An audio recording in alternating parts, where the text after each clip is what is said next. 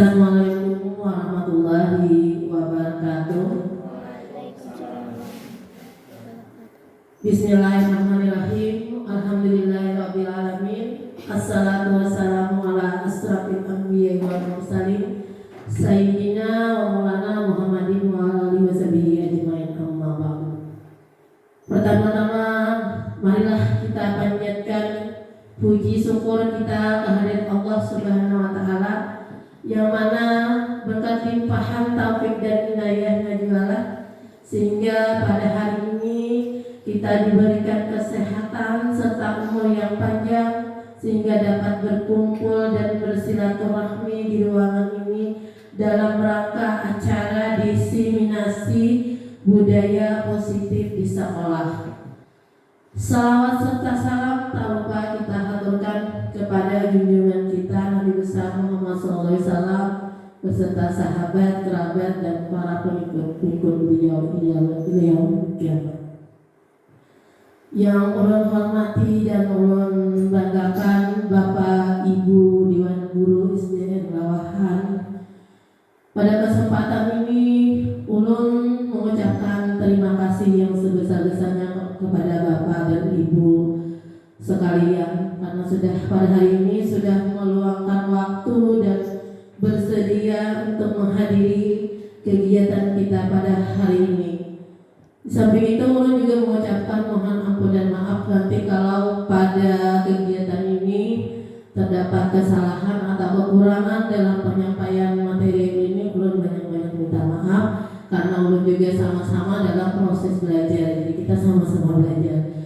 Nah Bapak Ibu, hari ini ulun akan memaparkan atau menjelaskan tentang budaya positif di sekolah. Nah, materi ini adalah salah satu materi yang kami pelajari selama kami mengikuti pendidikan guru penggerak angkatan 9. Nah, sebelum kita ke materi berikutnya, ulun ingin mengajak Bapak Ibu dulu untuk melakukan ice breaking dulu supaya kegiatan kita hari ini lebih semangat, lebih refleks. Kita lakukan ice breaking. Sekarang Ibu, Bapak dan Ibu, saya minta berdiri semuanya dulu. Kita memperagakan dan menyanyikan lagu sesuai yang ada di layar. Coba kita sama-sama ya, kita ikuti gerakannya.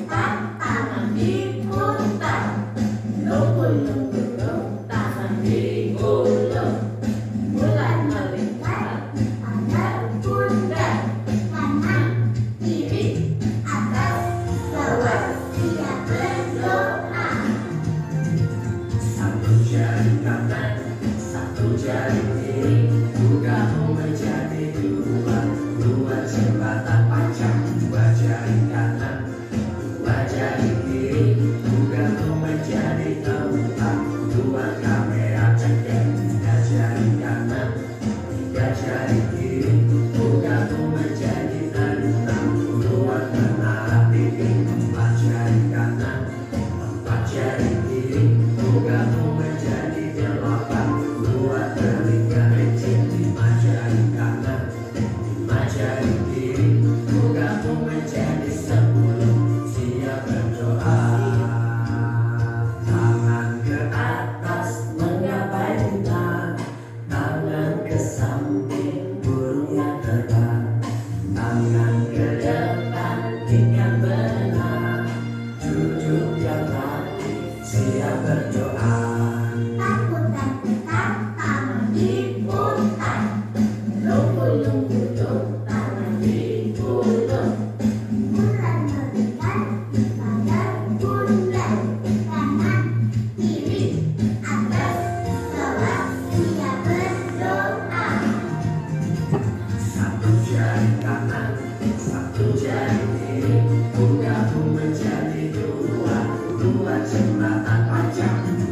jari kanan, dua jari kiri, gabung menjadi empat. Dua kamera ceker, tiga jari kanan, tiga jari kiri, gabung menjadi enam. Dua menara bikin empat jari kanan, empat jari kiri, gabung menjadi delapan. Dua telinga ejek, lima jari kanan, lima jari kiri, gabung menjadi 10. Siap berdoa.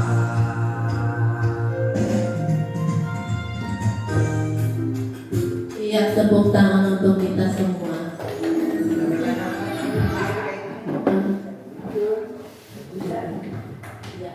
Nah, tadi kita sudah melakukan ice breaking. Bagaimana perasaannya Bapak Ibu? Senang atau tidak? Nah, kegiatan ice breaking ini dalam proses pembelajaran sangat bagus kita laksanakan. Jadi dalam sebelum kita memulai pelajaran, alangkah bagusnya di kelas itu kita adakan kegiatan ice breaking ini, boleh dalam bentuk lagu atau permainan, supaya saat belajar anak itu akan lebih semangat dan lebih fokus belajar. Nah, hari ini saya akan menjelaskan tentang materi yaitu budaya positif. Nah, sebelumnya Ulun ingin bertanya dulu kepada Bapak Ibu, kira-kira ada yang tahu tidak budaya positif itu apa? Ada yang tahu? Budaya positif itu menurut Bapak Ibu seperti apa kegiatannya di sekolah? Apa Ibu bilang? Kebiasaan yang baik. Iya, betul, kebiasaan yang baik. Yang lain Pak? Adakah lagi yang bisa menyebutkan budaya positif di sekolah itu seperti apa contohnya? Kebudayaan yang bermanfaat bagi kita semua warga sekolah. Iya. Nah, terus menurut Bapak dan Ibu, apakah menerapkan budaya positif itu penting untuk kita terapkan di sekolah? Iya, penting. Nah, pasti dengan kita menerapkan dan melaksanakan budaya positif di sekolah, pasti itu sangat penting manfaatnya bagi sekolah. Terus apakah di sekolah kita sudah tercipta budaya positif? Sudah. Salah satunya seperti apa kegiatannya kita laksanakan di sekolah? Seperti bersalaman. Iya, bersalaman. Apalagi? Menerapkan 5S. Iya, menerapkan 5S dan berbaris di depan ke kelas. Lanjut Pak. Nah, jadi Bapak Ibu, budaya positif itu adalah perwujudan dari nilai-nilai kebajikan atau keyakinan universal yang diterapkan di sekolah. Jadi kegiatan budaya positif di sekolah ini bisa dalam bentuk kegiatan pembiasaan baik. Baik itu mencakup sikap, perilaku, tutur kata dari seluruh warga sekolah. Nah, yang namanya warga sekolah itu siapa? Nah, bisa siswa, bisa guru, bisa kepala sekolah, ataupun wali murid. Pokoknya yang ada di lingkungan sekolah. Nah, budaya positif ini sangat penting untuk kita terapkan di sekolah. Apa manfaatnya? Apa tujuannya? Nah, yang pertama adalah kita bisa melalui kegiatan penerapan budaya positif di sekolah, kita dapat menumbuhkan karakter dan budi peserta didik. Kita juga bisa meningkatkan disiplin dan rasa tanggung jawab siswa. Terus dapat mengembangkan peserta didik yang sesuai dengan profil belajar Pancasila. Nah, selama ini barangkali kita sebagai guru sudah merasa berkewajiban mengontrol perilaku murid agar memiliki perilaku sesuai dengan apa yang guru harapkan. Perwujudannya bagaimana? Kita di sekolah sering melaksanakan kebiasaan kita adalah dengan memberikan hukuman kepada murid apabila murid melakukan kesalahan dan memberikan imbalan atau penghargaan kepada murid saat murid melakukan perlakuan yang baik. Padahal terlalu efektif untuk kita laksanakan. Yang baiknya itu kegiatan itu memang berasal datang dari kesadaran di dalam dirinya, bukan untuk karena hukuman ataupun karena ingin mendapatkan sebuah imbalan. Lanjut Pak. Nah, dalam materi budaya positif, jadi ada beberapa konsep inti dalam budaya positif.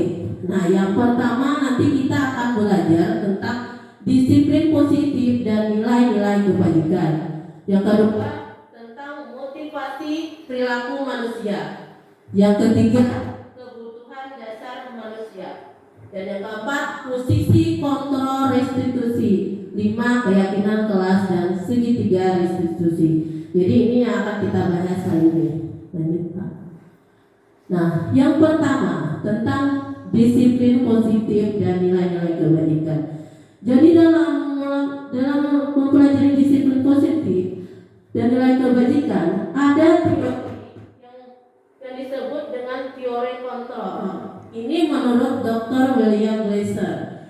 Nah, di dalam teori kontrol ini terdapat miskonsepsi, artinya perbedaan pandangan. Yang pertama itu ada ilustrasi bahwa guru mengontrol murid. Padahal pada dasarnya kita sebagai guru tidak dapat mengontrol atau memaksa murid untuk melakukan sesuatu sesuai yang kita inginkan. Yang dapat mengontrol murid siapa? Dia adalah dirinya sendiri. Jadi guru itu karena Allah mengontrol murid, tetapi yang mengontrol adalah dirinya sendiri. Nah, yang kedua ada ilusi bahwa sebuah penguatan positif efektif dan bermanfaat. Nah, padahal penguatan positif itu tidak selalu menjadikan anak menjadi efektif dan bermanfaat. Karena saat anak kita sering beri penguatan, anak itu akan terbiasa melakukan sesuatu karena ingin mendapatkan penguatan ataupun penghargaan dari orang lain. Nah, yang ketiga, ilusi bahwa kritik membuat orang bersalah dapat menguatkan karakter. Nah, ini juga terjadi miskonsepsi, yaitu bahwa dengan anak itu mendapat kritik, biasanya di anak itu pasti dia merasa dirinya itu buruk dan itu tidak bagus juga untuk anak. Nah, yang keempat ada ilusi bahwa orang dewasa itu memiliki hak untuk memaksa. Betul atau tidak? Kita orang dewasa tidak boleh juga memaksakan kehendak kepada anak. Kalau anak kan punya perilaku itu sesuai dengan tujuannya. Jadi kita tidak mau memaksakan. Nah, di sini ada dua perbedaan antara stimulus respon dan teori kontrol. Jadi bagaimana seorang bisa berubah dari paradigma stimulus respon kepada pendekatan teori kontrol. Nah, bila kita ingin membuat kemajuan perlahan sedikit-sedikit, nah yang kita lakukan adalah pertama ubahlah sikap atau perilaku kita. Namun kita ingin memperbaiki cara-cara kita, maka kita perlu mengubah kerangka acuan kita. Bagaimana kita berpikir tentang manusia, ubahlah paradigma kita, skema pemahaman dan penjelasan aspek-aspek tertentu. Nah, di sini ada perbedaan antara stimulus respon dan teori kontrol. Jadi pada stimulus respon, realitas kebutuhan kita itu sama. Jadi setiap manusia itu memiliki kebutuhan yang sama. Sedangkan pada teori kontrol itu menganggap bahwa kebutuhan kita itu berbeda. Setiap orang memiliki kebutuhan yang berbeda pada sama. Nah, yang kedua, kalau di stimulus respon, semua orang melihat hal itu sama. Tapi kalau di teori kontrol,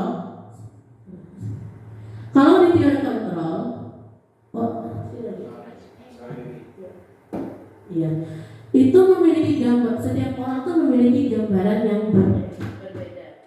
Nah, terus yang di stimulus respon kita mencoba mengubah orang agar berpandangan sama dengan kita. Tapi di teori kontrol kita berusaha memahami pandangan orang lain tentang dunia. Jadi kita kadang memaksakan.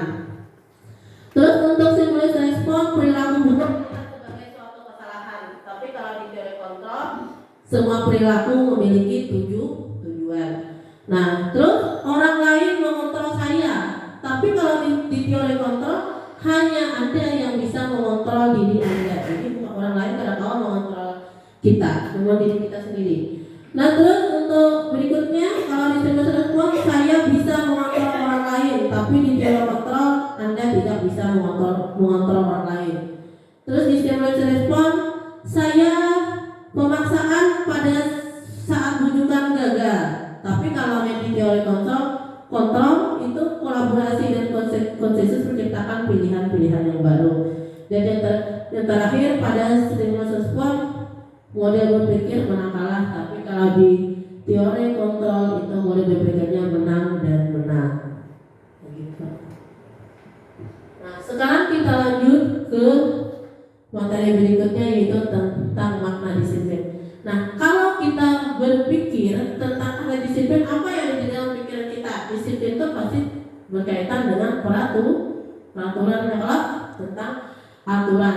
Nah, jadi disiplin, yang namanya disiplin adalah makna kata disiplin dimaknai menjadi sesuatu yang dilakukan seseorang pada orang lain untuk mendapatkan kepatuhan. Nah, kita cenderung menghubungkan kata disiplin ini dengan ketidaknyamanan. Biasanya kita disiplin itu berkaitan dengan aturan. Nah, seseorang memiliki disiplin diri berarti mereka bisa bertanggung jawab terhadap apa yang dilakukannya, karena mereka berdasarkan tindakan mereka pada nilai-nilai kebajikan universal. Nah, menurut KHD, untuk menciptakan murid yang merdeka, syarat utamanya apa? Yaitu harus ada disiplin yang kuat pada anak didik kita. Nah, kita lanjut pada nilai-nilai kebajikan.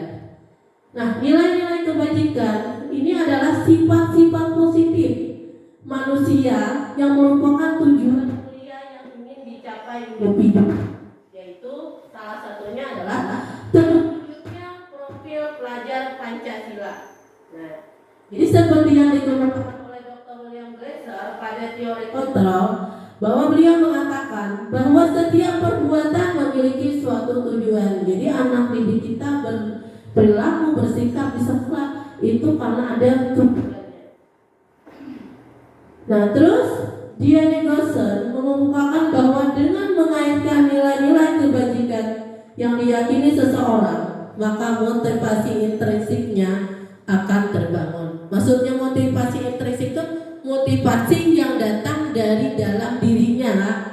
Nah, sehingga menggerakkan motivasi dari dalam untuk dapat mencapai tujuan yang mulia yang diinginkan, yaitu menciptakan peserta didik yang sesuai dengan profil pelajar Pancasila.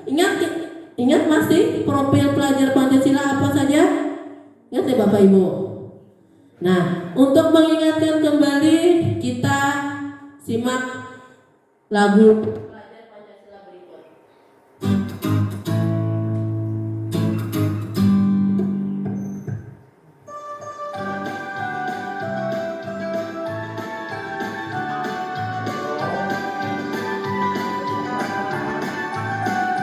Pelajar Pancasila beriman dan bertakwa pada Tuhan yang Esa dan berakhlak mulia, berkebinekaan global, gotong royong mandiri, kreatif dan bernalar kritis. Pelajar Pancasila beriman dan bertakwa pada Tuhan yang Esa dan berakhlak mulia, berkebinekaan global, gotong royong mandiri, kreatif dan bernalar kritis.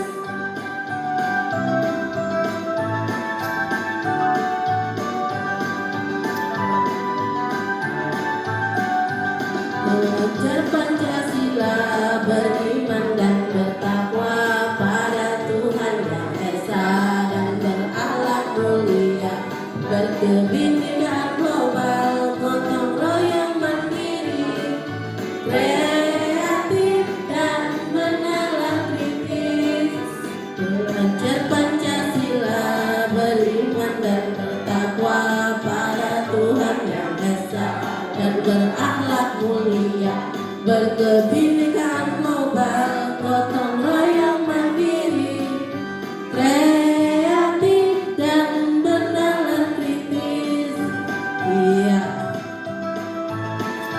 Nah, itu adalah profil pelajar Pancasila yang ingin kita wujudkan pada anak didik kita, yaitu menciptakan yang pertama manusia yang beriman dan bertakwa kepada Tuhan yang Maha Esa dan berakhlak mulia melalui kegiatan seperti apa? Melalui kegiatan pembiasaan seperti Jumat Takwa, membaca surah-surah pendek.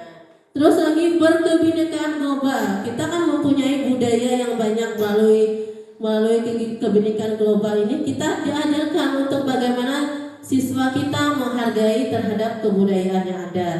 Terus gotong royong bukan hanya kita melakukan kerjasama membersihkan lingkungan saja, tapi bagaimana dia berkolaborasi, bekerja sama di dalam kelas, mandiri, kreatif dan bernalar kritis. Nah, sekarang materi yang kedua yaitu tentang motivasi perilaku manusia. Nah, manusia itu biasanya melakukan suatu kegiatan atau perbuatan karena ada motivasi dalam dirinya. Di sini ada 3 motivasi yang mendasari perbuatan manusia. Yang pertama itu untuk menghindari ketidaknyamanan atau hukuman. Yang kedua untuk mendapatkan imbalan atau penghargaan dari orang lain. Dan yang ketiga adalah untuk menjadi orang yang mereka inginkan atau yang menghargai diri sendiri dan nilai-nilai yang mereka percaya. Nah, dari ketiga motivasi ini yang paling baik menurut Bapak Ibu yang mana? Nomor 1 kah, nomor 2 atau yang nomor 3 yang paling bagus? Yang mana? Apakah karena ingin menghindari hukuman kah kita berbuat itu? Apakah hanya karena ingin mendapatkan imbalan atau memang datang dari diri sendiri? Yang mana yang paling bagus? Yang ketiga. Iya, yang ketiga. Jadi kita mengharapkan apapun yang kita lakukan atau perilaku yang dilakukan oleh murid itu memang datang dari kesadaran dirinya, bukan karena dia menghindari hukuman ataupun mendapatkan imbalan. Misalnya, kalau di sekolah kita, anak didik kita datang tepat waktu, tapi karena dia merasa, karena dia motivasinya karena menghindari hukuman, maka perilaku itu mungkin akan berjalan cuma sementara karena takut dihukum, karena tidak nyaman. Terus lagi contohnya, misalnya di kelas anak itu selalu menonjol di kelas, tetapi karena motivasinya karena ingin mendapatkan hadiah atau penghargaan dari orang lain, nah ini juga tidak bagus juga untuk siswa. Jadi siswa itu akan menyebabkan dia akan ketergantungan pada penghargaan. Jadi yang paling bagus ini adalah yang ketiga, memang datang atau lahir dari dirinya sendiri dengan nilai itu yang memang mereka percaya. Nah, sekarang di sini ada pertanyaan. Ada sebuah pertanyaan ulun bacakan. IPA kurang menguasai pelajaran matematika, sehingga pada saat pelajaran tersebut berlangsung, dia lebih banyak berdiam diri atau menggambar di buku pelajarannya. Nah, pada saat guru matematikanya Pak Seno menanyakan pertanyaan, IPA menjadi gugup dan tidak sengaja menjatuhkan tasnya dari kursi, serta tiba-tiba menjadi gagap dan pada saat berupaya menjawab. Nah, seluruh kelas pun tertawa melihat perilaku IPA yang berbicara tergagap dan terkejut tersebut. Nah, Pak Seno pada saat itu membiarkan teman-teman IPA menertawakan IPA yang tergagap dan malu luar biasa, dan malahan minta IPA untuk maju ke depan dan berdiri di depan kelas sambil menunjuk hidungnya karena tidak bisa menjawab pertanyaan Pak Sino. Kelas makin gaduh dan anak-anak pun terlihat tertawa melihat IPA di depan kelas memegang ujung hidungnya. Nah, pertanyaannya, menurut Bapak dan Ibu guru semua di sini, apakah Bapak dan Ibu setuju dengan tindakan Seno pada IPA? Setuju tidak? Tidak. Tidak. Mengapa? Mengapa? Kenapa jadi tidak setuju? Kira-kira apa? Terus menurut Anda, tindakan Pak Sino terhadap IPA itu sebuah hukuman atau konsekuensi? Apa? Hukuman atau konsekuensi? Itu hukuman sih kayaknya. Iya. Soalnya Kalau hukuman karena dia memberikan fisik juga kalau disuruh menunjuk iya. hidung. Terus Pak disuruh dibiarkan Eva-nya berdiri di depan kelas sambil ditertawakan. Nah, itu termasuk hukuman. Lanjut Pak. Nah, sekarang kita akan mempelajari apa itu perbedaan antara hukuman, konsekuensi, dan restitusi. Jadi ada 3 istilah dalam hukuman. Yang pertama itu hukuman. Nah, biasanya kalau hukuman ini sifatnya tidak terencana dan tiba-tiba. Nah, anak murid tidak tahu apa yang akan terjadi dan tidak dilibatkan. Nah, hukuman biasanya bersifat satu arah dari pihak guru saja yang memberikan dan murid hanya menerima suatu hukuman tanpa melalui kesepakatan. Nah, atau pengarahan dari pihak guru, baik sebelum atau sesudahnya. Nah, hukuman ini biasanya diberikan bisa dalam bentuk fisik maupun psikis. Psikisnya seperti apa? Dalam bentuk perkataan yang kita anggaplah perkataannya itu kasar, yang bisa menyebabkan hati anak itu merasa sakit. Nah, murid atau anak disakiti oleh suatu perbuatan atau kata-kata itu namanya hukuman. Hukuman itu artinya tidak direncanakan. Misalnya anak tuh disuruh push up tuh hukuman. Mengelilingi lapangan atau disuruh namanya hukuman. Nah, atau dibentak, disampaikan dengan kata-kata yang tidak baik, itu juga termasuk hukuman. Dan ini dampaknya luar biasa kepada anak. Bila kita memberi hukuman kepada anak, karena anak itu kan mempunyai kemampuan merekam peristiwa, selama beberapa tahun akan datang dia akan ingat kepada kita. Nah, itu dari dampak negatif dari pemberian hukuman. Nah, terus yang kedua konsekuensi. Nah, kalau konsekuensi ini sudah terencana dan sudah disepakati, sudah dibahas dan disetujui oleh murid dan guru. Nah, umumnya bentuk konsekuensi ini dibuat oleh guru atau sekolah dan murid sudah mengetahui sebelumnya konsekuensi yang akan diterima bila ada siswa itu melakukan pelanggaran. Nah, pada konsekuensi murid tetap dibuat tidak nyaman untuk jangka waktu pendek. Nah, konsekuensi biasanya diberikan berdasarkan suatu data yang umumnya dapat diukur. Misalnya, anak itu sudah 3 kali tidak melaksanakan tugas pada waktu yang ditentukan. Nah, ini anak ini bisa mendapat konsekuensi untuk melakukan kegiatan pembelajaran di luar kegiatan pembelajaran. Misalnya mengerjakan tugasnya di waktu jam istirahat. Itu konsekuensi namanya. Misalnya ada siswa yang mengobrol, maka sebagai konsekuensinya dia juga bisa mendapatkan kehilangan waktu bermain, waktu istirahat dan dapat menyelesaikan tugas karena ketertinggalannya. Nah, peraturan dan konsekuensi yang mengikutinya sudah diketahui sebelumnya oleh murid. Sikap guru kita hanya sebagai memonitor atau mengawasi murid. Terus yang ketiga itu adalah restitusi. Nah, mungkin ini kata yang asing bagi kita lah, ulun aja baru tahu ini waktu mengikuti pendidikan gerak. Jadi restitusi ini adalah proses menciptakan kondisi bagi murid untuk memperbaiki kesalahan mereka. sehingga mereka bisa kembali pada kelompok mereka dengan karakter yang lebih kuat. Jadi restitusi ini juga merupakan proses kolaboratif.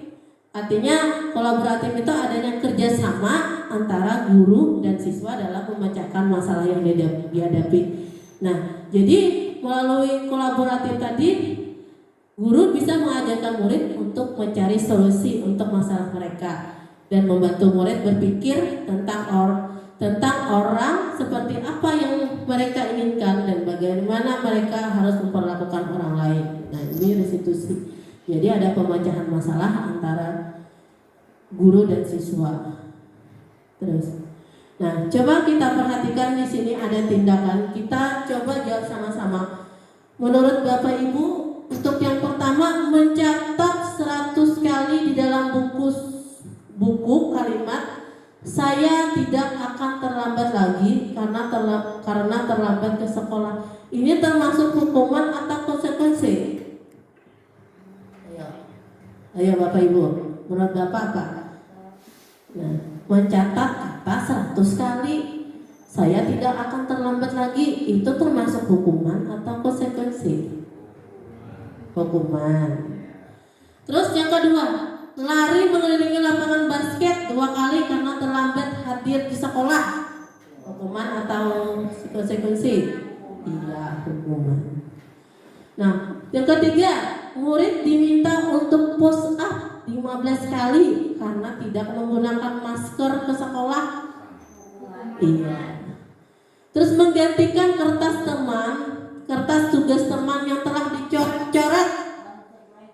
Iya, betul, konsekuensi karena dia sudah mencoret kertas temannya, dia berkewajiban untuk mengganti kertas temannya. Itu namanya konsekuensi. Nah, membersihkan tumpahan air di meja tulis karena tersenggol pada saat belajar. Hukuman? Iya, konsekuensi. Terus murid disuruh untuk mengenakan sepatu seharian di sekolah karena tidak mengenakan sepatu hitam. Iya, hukuman. Terus lari mengelilingi lapangan basket 2 kali karena terlambat 10 menit untuk pelajaran PJOK. Iya, hukuman. Coba kita cek jawabannya. Nah, ya betul jawabannya. Lanjut Pak. Nah, di sini ada pemahaman. Kita kembali. Topik 1, datang terlambat ke sekolah keliling lapangan 3 kali putaran. Masuk hukuman kah? Konsekuensi? Datang terlambat keliling lapangan 3 kali putaran. Iya, betul. Hukuman. Nah, Rina menyobek buku temannya dan harus mengganti. Iya, konsekuensi. Rina terlambat ketika pelajaran PJOK dan harus push up. Itu antara kayaknya masuk di Konsekuensi. masuk juga di hukuman. Iya. Push-up itu kan kayaknya kalau hukuman ya. Kalau disuruh, Karena fisik itu berhubungan dengan fisik. iya, push up-nya. Tapi kan konsekuensinya karena dia Terlambat. iya.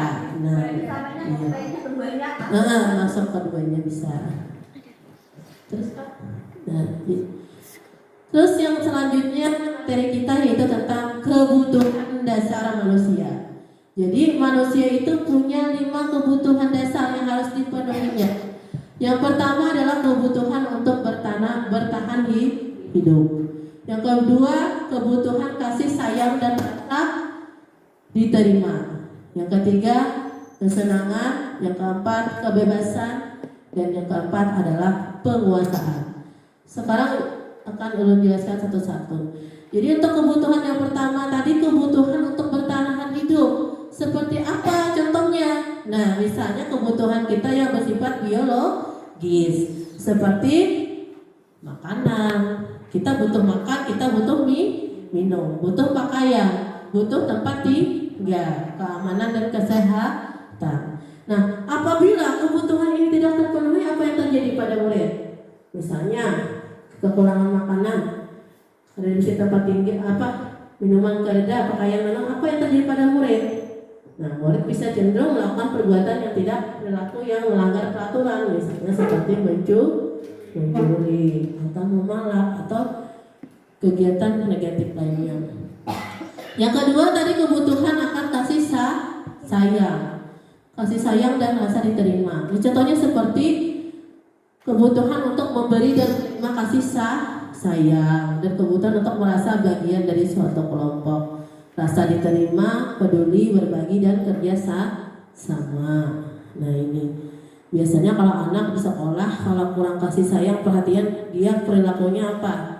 Biasanya di sekolah tuh nakal lah. Nah ini karena dia kada terpenuhi di rumah, di keluarga tidak penuhi kasih sayang, perhatian terhadap orang tuanya kada dipenuhi. Jadi dia bawa ke sekolah. Nah yang keempat, yang ketiga adalah kebutuhan penguasaan. Ini berkaitan dengan keinginan untuk dianggap berharga, bisa membuat perbedaan, bisa membuat pencapaian, kompeten, diakui, dihormati, dan keinginan untuk meninggalkan pengaruh dan berprestasi. Jadi anak ini hendak di kelas tuh dianggap lebih hebat dari teman-temannya.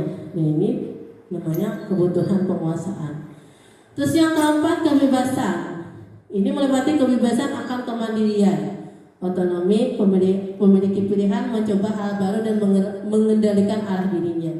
Jadi dia belajar tuh bila inya kada katuju, inya kada katuju. Yang kalau kebebasannya. Nah, yang kelima, kesenangan. Kesenangan ini meliputi kebutuhan untuk mencari kesenangan, seperti bermain, antusiasme, tertawa, humor. Nah, anak-anak dengan kebutuhan dasar kesenangan yang tinggi ini biasanya ingin menikmati apa yang dia lakukan. Nah, kita rancang kalau menyupai anak-anak di kelas itu yang ketujuh bergaya, yang kalau ketujuh melakukan hal-hal yang dia sukai. Nah, ini dia berarti dia kebutuhannya akan kesenangan. Jadi apabila kebutuhan itu tidak terpenuhi, apa yang terjadi pada anak? Ya tadi anak cenderung melakukan kegiatan atau hal-hal yang menyimpang dari nilai-nilai kebajikan, atau sering melanggar peraturan yang ada di sekolah bila kebutuhan tadi tidak terpenuhi. Nah yang keempat ini adalah tentang materi 4 posisi kontrol restitusi. Jadi ada 5 posisi kontrol restitusi kita sebagai guru. Yang pertama itu adalah sebagai penghukum. Yang kedua sebagai pembuat merasa bersalah. Yang ketiga sebagai teman. Yang keempat pemantau. Dan yang kelima adalah sebagai manajer. Sekarang yang pertama dulu lah. Ini adalah tentang posisi guru sebagai penghukum.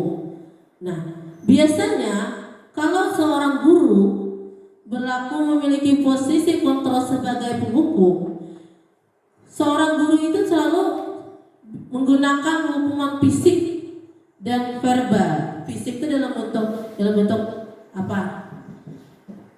Kayak tenaga, kayak apa perbuatan, sedangkan verbal itu dalam bentuk ucapan.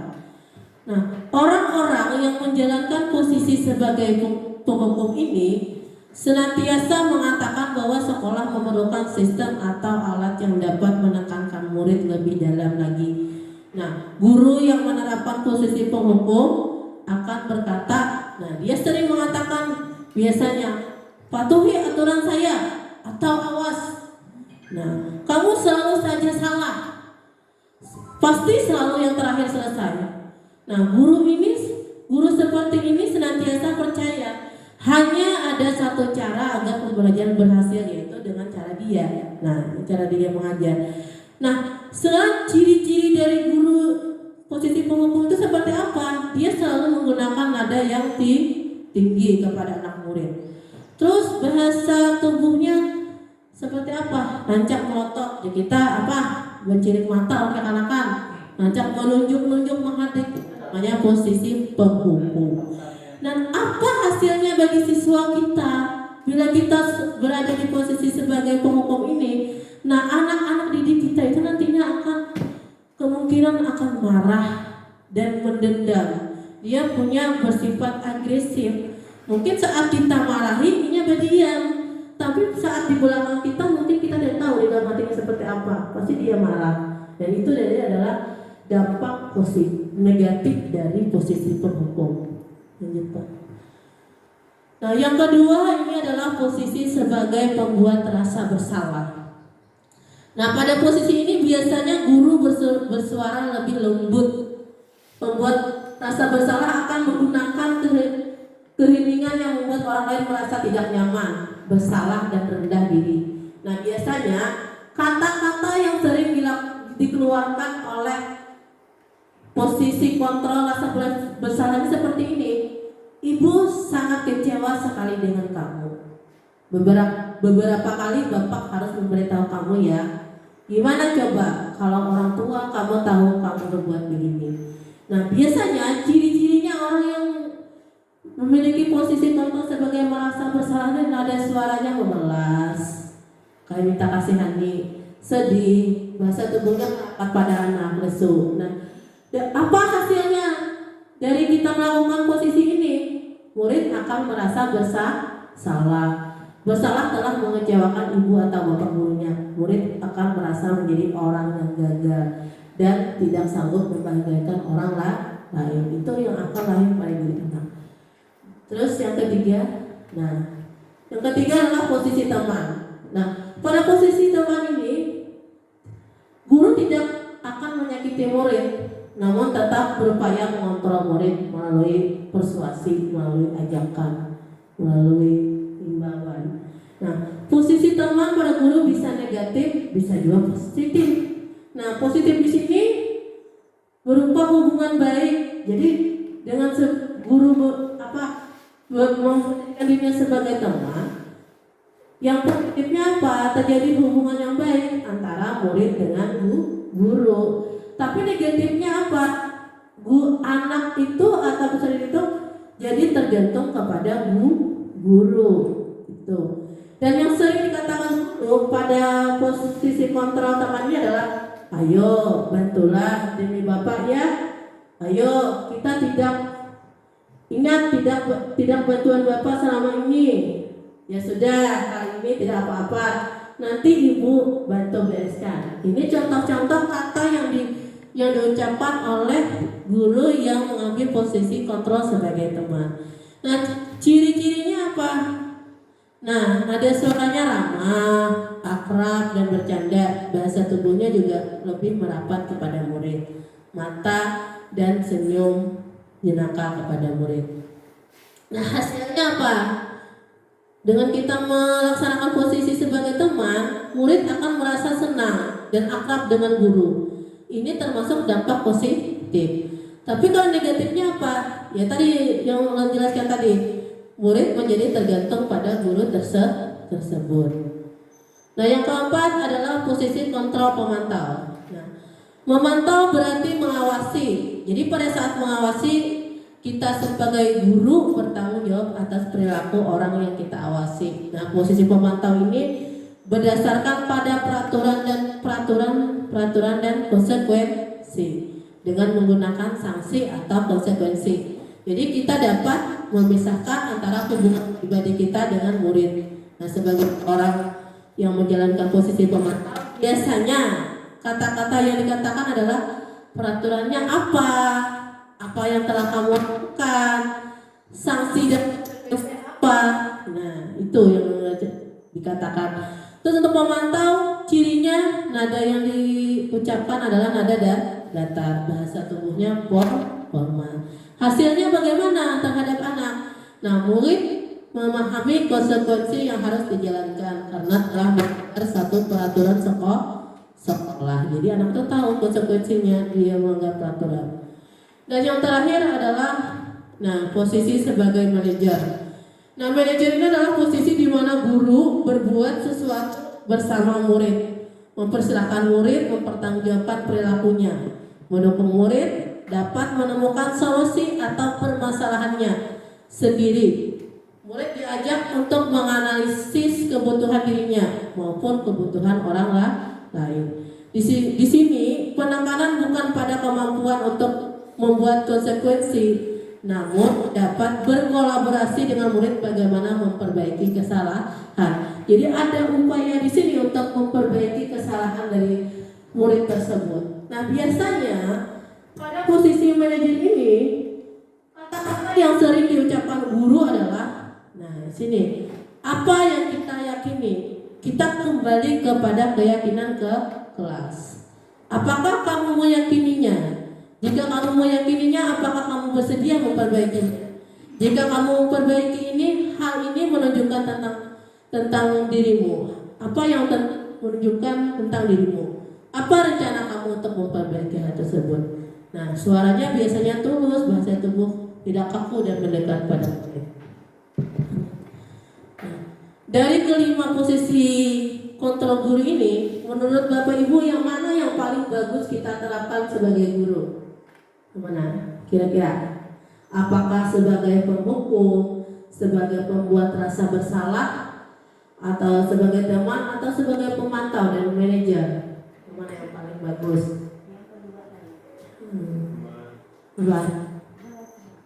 Iya. Nah, sekarang di sini ada contoh video tentang 5 posisi kontrol guru.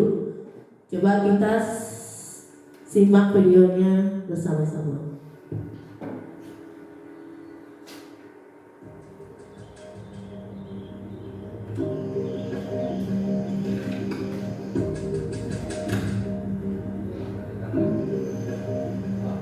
Naren, sini kamu. Nah, ini adalah posisi guru sebagai Kamu penghukum. terlambat. Kamu deh, pasti terlambat. Maaf Bu, saya Apa? Apa coba? Alasan kamu apa lagi? Kapan sih kamu tidak terlambat?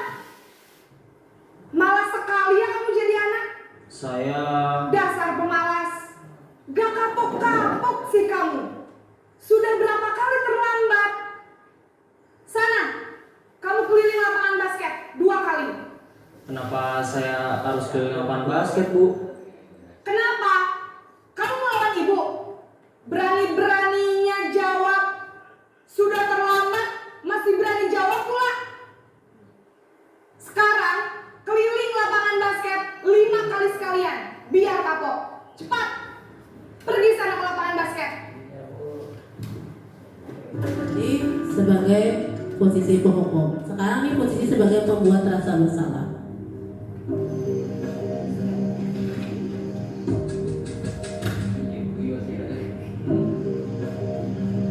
Naren,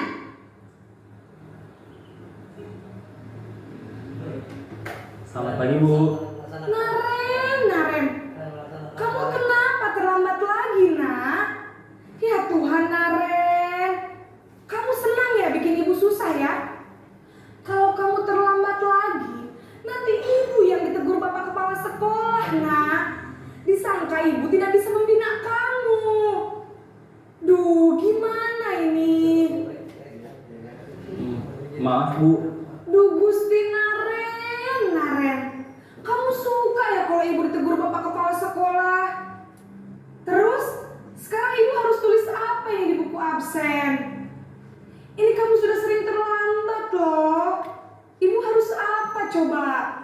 maaf Bu, maaf sekali. Ya sudah, lain kali jangan bikin ibu susah lagi ya nak ya. Ibu tidak akan kuat lagi kalau kamu begini terus. Bisa jantungan kalau ibu ditegur bapak kepala sekolah. Sana cepat ke kelas. Maaf ya Bu, maaf sekali. Posisi pembuat rasa bersalah berbicara dengan nada tenang. Sekarang ini posisi tengah.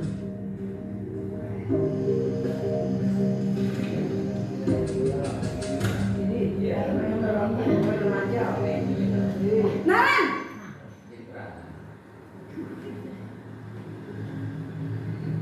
Selamat pagi Bu.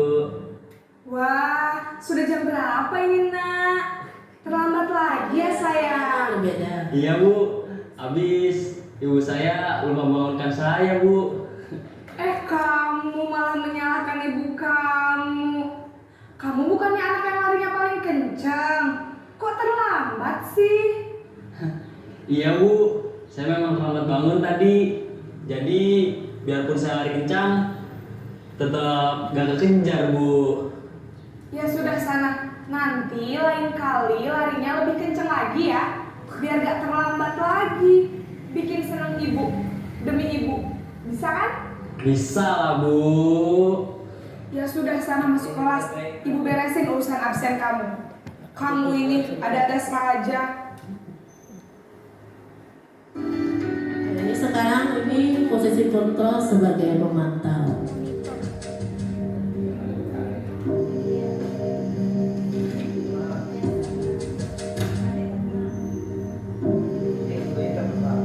Naren!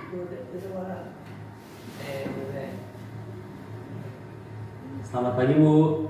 Naren, apa peraturan sekolah kita tentang jam berapa kita harus masuk sekolah, nak? Kita Ini mengaitkan dengan harus konsekuensi. di sekolah jam 7, Bu. Iya betul, sekarang sudah jam 7.20. Naren sudah tahu konsekuensinya jika terlambat hadir. Paham, Bu. Saya harus tinggal kelas pas jam istirahat selama 20 menit. Iya benar, konsekuensinya demikian. Jadi nanti jam 9.30 pas istirahat, kamu harus tinggal di kelas, kerjakan tugas tambahan untuk ketertinggalan kamu, ya? Baik, Bu. Sekarang yang terakhir adalah posisi manajer.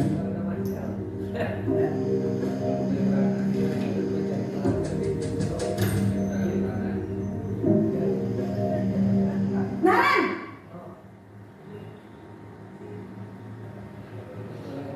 Selamat pagi, Bu. Selamat pagi, Naren. Maaf, Bu. Saya terlambat. Iya, sekolah masuknya jam 7, sekarang sudah jam 7.20. Jadi sekarang bagaimana ini, Naren? Maaf, Bu.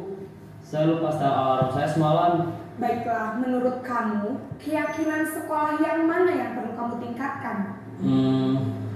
Menghargai diri sendiri dan orang lain mungkin ya, Bu. Setuju. Jadi, apakah Naren meyakini prinsip saling menghormati tersebut? Iya, Bu. Saya meyakininya.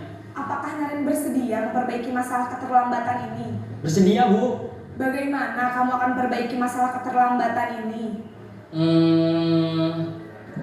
Saya akan coba untuk tidak lupa menyetel alarm saya, Bu. Baik, kalau Naren lupa menyetel alarm di rumah, ada orang yang kira-kira bisa bantu mengingatkan tidak? Ada, Bu. Kakak saya, Kak Emma. Ada lagi selain Kak Emma? Selain Kak Emma, ada ibu saya. Baik, jadi yang mengingatkan Naren adalah Kak Emma dan ibu kamu ya? Kira-kira akan mulai setel alarm kapan nih, Naren? Setelah pulang sekolah, akan segera saya lakukan. Baik, jadi Naren akan setel alarm untuk bangun besok pagi dan akan diingatkan oleh kakak dan ibunda Naren ya. Ada lagi yang mungkin perlu dilakukan, Naren, agar tidak terlambat bangun lagi?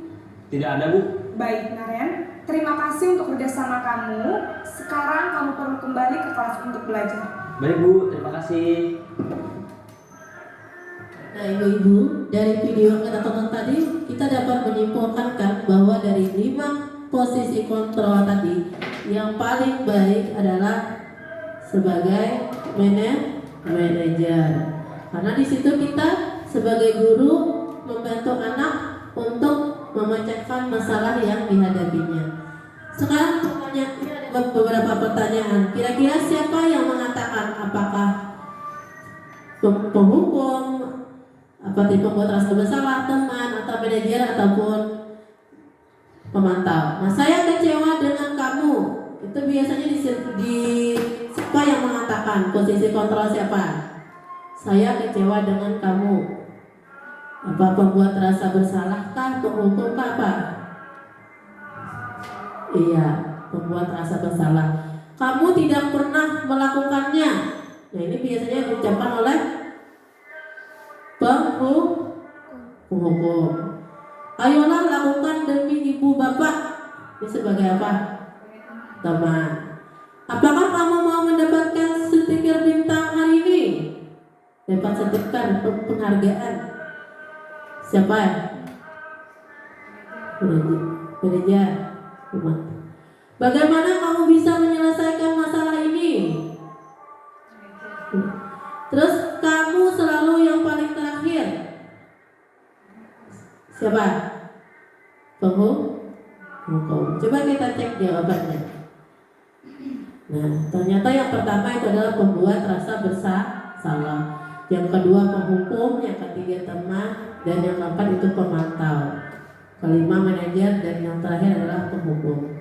Nah, sekarang materi kita tentang keyakinan kelas. Mengapa keyakinan kelas bukan tidak peraturan kelas saja?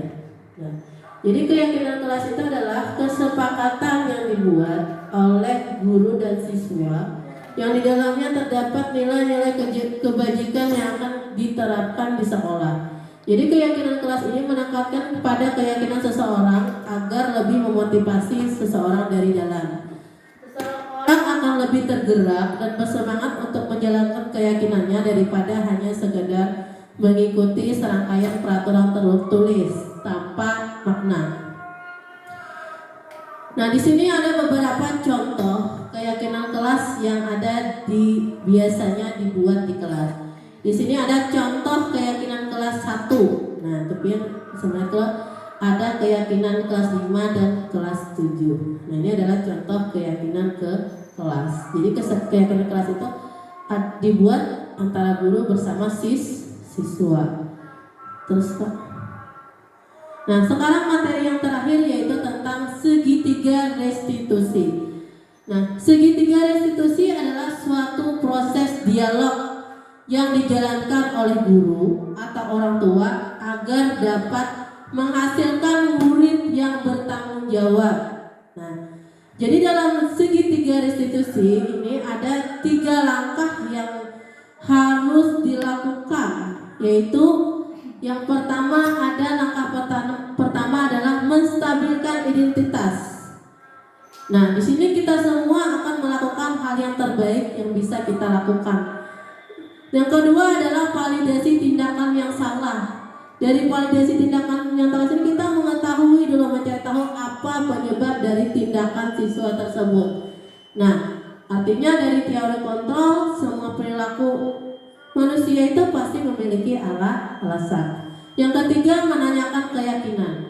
Kita semua memiliki motivasi internal, artinya motivasi dalam dirinya. Nah, di sini ada 3 tahapan yang dilakukan dalam segitiga restitusi, yaitu yang pertama menstabilkan identitas. Pertanyaannya biasanya setiap orang pasti pernah melakukan kesalahan. Kamu bukan satu-satunya yang pernah melakukan ini. Ini biasanya diucapkan guru pada waktu menstabilkan identitas. Nah, yang kedua, pada saat validasi tindakan yang salah.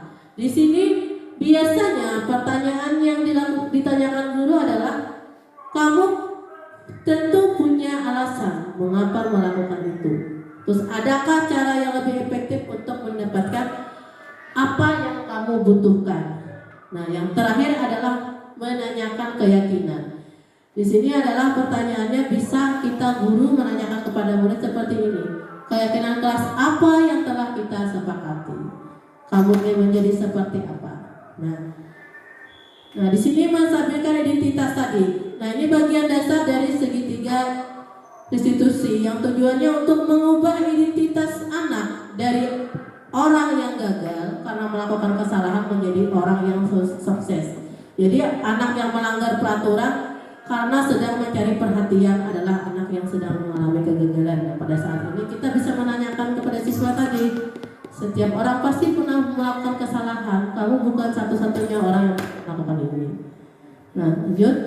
Yang kedua, validasi tindakan yang salah tadi. Nah, setiap tindakan kita dilakukan satu tujuan, yaitu memenuhi kebutuhan dasar yang 5 tadi. Bila tidak terpenuhi 5 tadi, maka anak-anak cenderung melakukan perilaku yang melanggar peraturan. Nah, kalau kita memahami kebutuhan dasar yang mendasari sebuah tindakan, kita akan bisa menemukan cara yang efektif untuk memenuhi kebutuhan tersebut. Nah, yang ketiga adalah menanyakan keyakinan. Disinilah teori kontrol menyatakan bahwa kita pada dasarnya termotivasi secara internal, artinya di dalam diri. Ketika identitas sukses telah tercapai dan tingkah laku yang telah divalidasi, maka anak tersebut akan siap untuk dihubungkan dengan nilai-nilai yang dia percaya dan berpindah menjadi orang yang diinginkan. Contohnya, Pertanyaan yang biasa ditanyakan guru pada saat menanyakan keyakinan ini, keyakinan apa yang telah kita sepakati? Kamu ingin menjadi orang yang seperti apa? Nah, itu.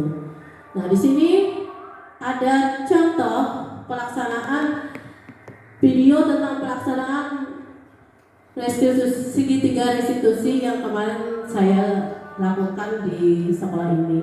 Nah, silakan kita lihat dulu. Jadi kemarin udah mengalami 2 kasus di sekolah. Itu yang pertama tentang kasus siswa berkelahi di kelas dan mencontek di dalam waktu ulangan.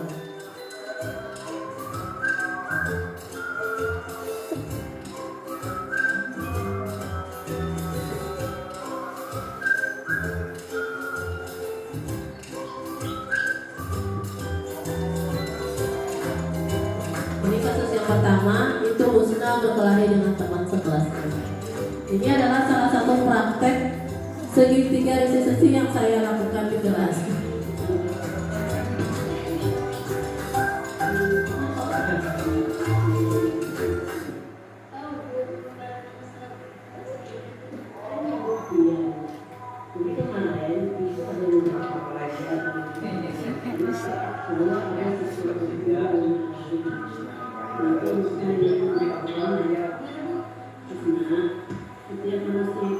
Ini namanya menstabilkan identitas.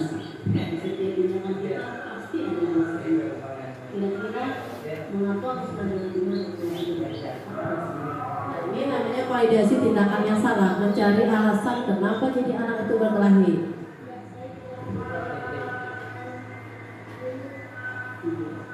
Ibu sangat mengerti sekali dengan Sekarang pasti merasa sedih dengan sakit hati. Terus apa yang kita lakukan terhadapnya? Ini namanya menanyakan keyakinan.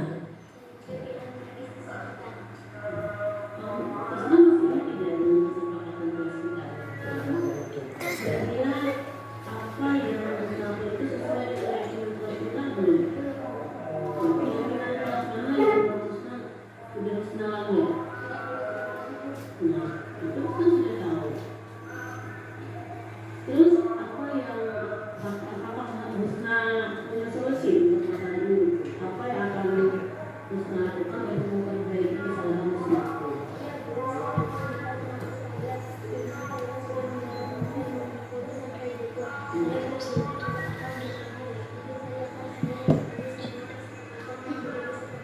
Ya, bagus. Ibu senang sekali Husna mau memperbaiki kesalahannya. Sekarang Husna boleh istirahat dan masuk kelas sendiri.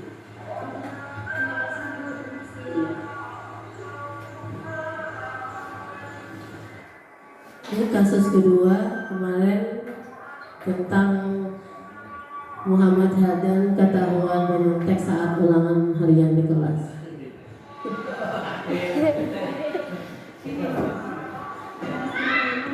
Waalaikumsalam. Silakan duduk, Hadan. Apakah Hadan tahu mengapa hari ini Hadan dipanggil ke sini? Saya tahu kemarin waktu ulangan di kelas saya ketahuan menyontek. Coba Hadan ceritakan bagaimana kejadiannya.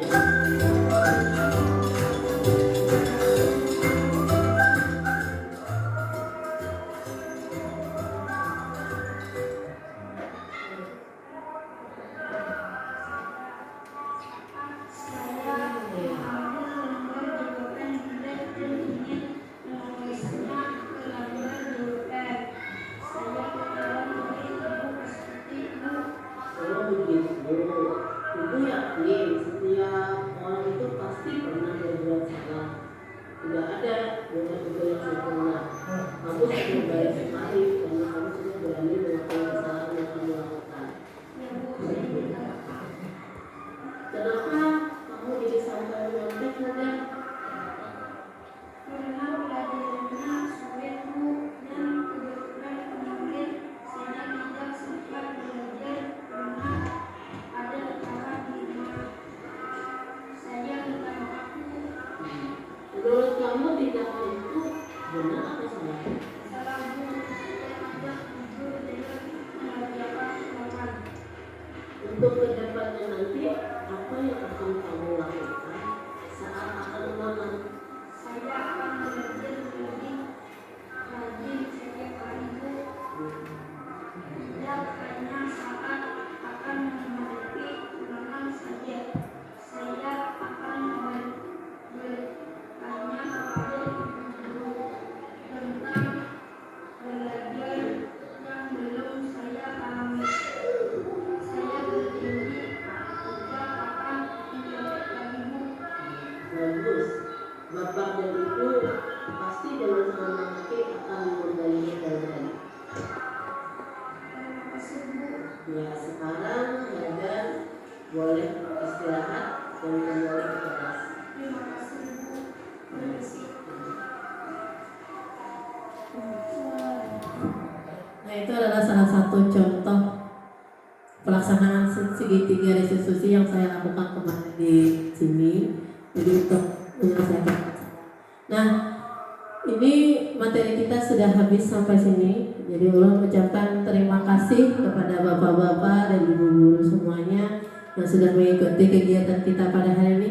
Mudah-mudahan apa yang ulun sampaikan hari ini bisa bermanfaat untuk bapak dan ibu sekalian dan bisa kita terapkan di sekolah kita. Untuk mengakhiri kegiatan hari ini, ulun ucapkan wassalamualaikum warahmatullahi wabarakatuh. Assalamualaikum warahmatullahi wabarakatuh. Waalaikumsalam warahmatullahi wabarakatuh. Selamat pagi anak-anak. Pagi. Bagaimana kabarnya hari ini? Baik. Tetap semangat anak-anak? Semangat. Sebelum kita memulai kegiatan kita hari ini, ayo kita sama-sama berdiri dulu semuanya. Kita lakukan tepuk semangat. Bisa? Bisa. Ibu contohkan dulu, tepuk semangat. Semangat.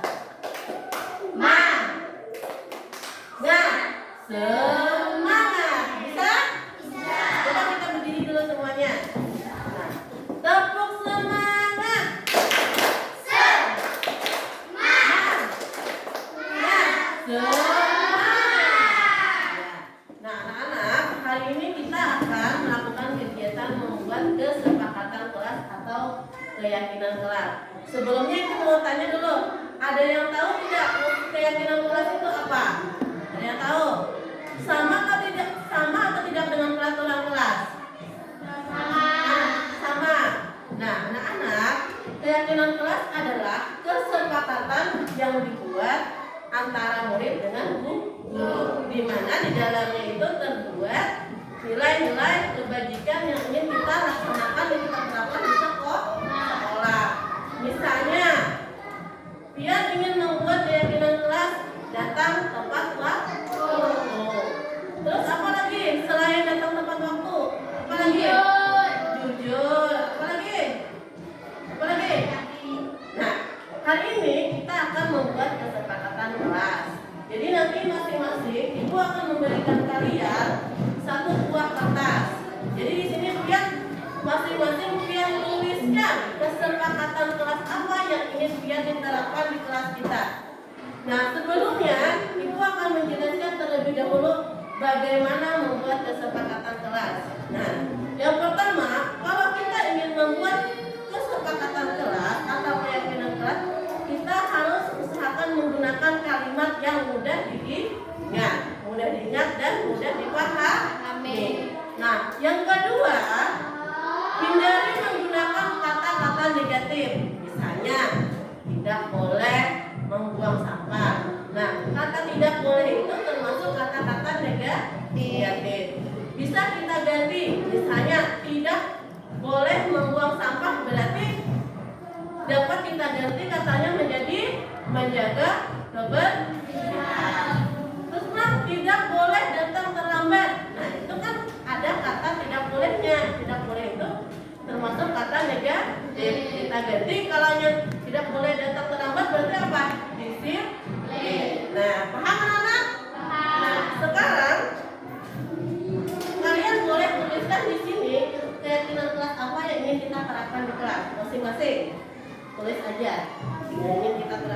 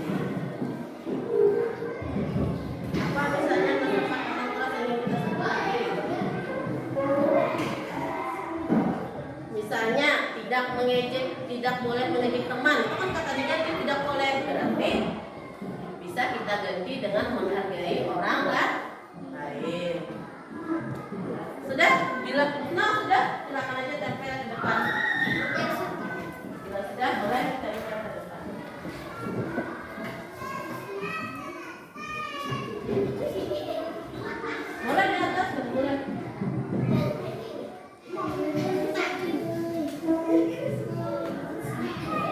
Cari yang lain, kata-katanya.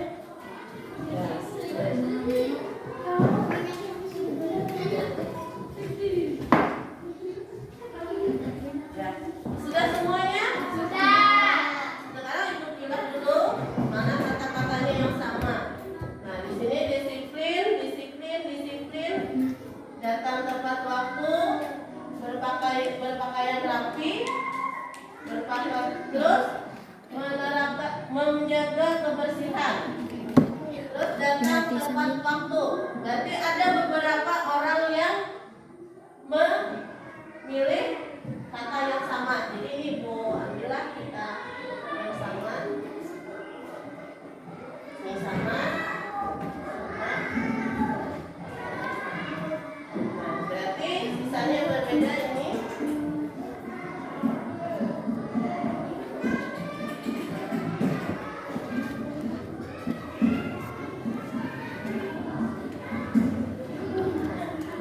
Nah, dari yang kalian tempel tadi ada beberapa yang sama, tinggal yang ini. Ibu bacakan dulu. Yang pertama, kesepakatannya menjaga kebersihan kelas. Bisa atau tidak kita laksanakan? Bisa. Terus disiplin. Bisa. Bisa. Jujur. Bisa. Datang tepat waktu. Bisa. Bisa. Berpakaian rapi. Bisa. Selain ini apakah ada lagi yang ingin kita tambahkan? Ada lagi lah yang ingin kita tambahkan. Apalagi selain disiplin tadi, menjaga kebersihan, datang tepat waktu, berpakaian rapi, apa yang perlu kita tambahkan? Apa? Kita tulis di sini. Coba tuliskan apa? Menghargai teman. Tulis menghargai teman.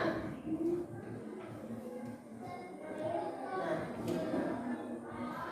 menghargai orang lain atau menghargai teman.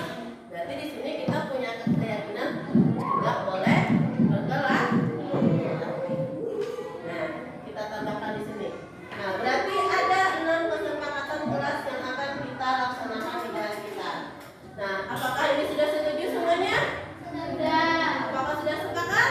Sepakat. Kalau sudah sepakat, berarti ini sudah jadi kesepakatan kelas kita. Nah, supaya kesepakatan kelas ini dapat kita terapkan dan kita jalankan di kelas, kalian masing-masing buat kesepakatan di sini, beri tanda tangan bahwa kalian menyetujui kesepakatan yang sudah kita buat. Coba mulai ikuti.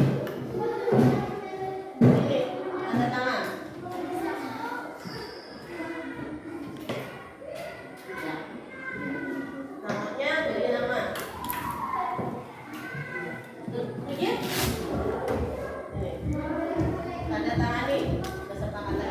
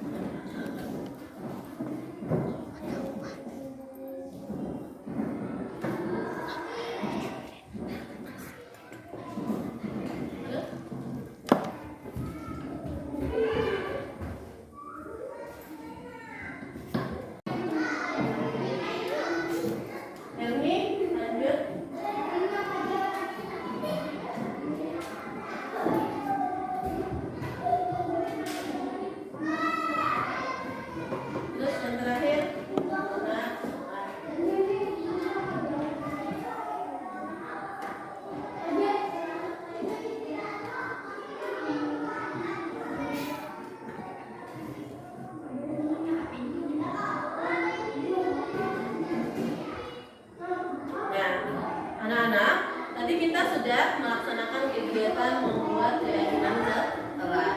Dan keyakinan kelas kita sudah kita pilih ada 6 keyakinan kelas yang akan kita terapkan di sekolah. Yang pertama tadi adalah menjaga kebersihan kelas. Yang kedua disiplin. Yang ketiga jujur. Yang keempat datang tepat waktu. 5 berpakaian rapi, dan yang terakhir menghargai orang lain. Nah, keyakinan kelas tadi sudah kalian tanda tangani. Berarti kalian sudah setuju dan sepakat dengan kesepakatan yang kita buat hari ini. Nah, adakah yang ingin ditanyakan tentang kesepakatan kelas ini? Ada yang ingin ditanyakan? Tidak ada. Berarti kesepakatan kelas ini sudah kita buat. Jadi harapan Ibu mudah-mudahan dengan adanya kesepakatan kelas yang telah kita buat hari ini, kalian bisa melaksanakan dan menerapkannya di kelas kita masing-masing. Nah, untuk kegiatan hari ini kita Ibu cukupkan sampai di sini. Ibu akhiri dengan ucapan Assalamualaikum warahmatullahi wabarakatuh.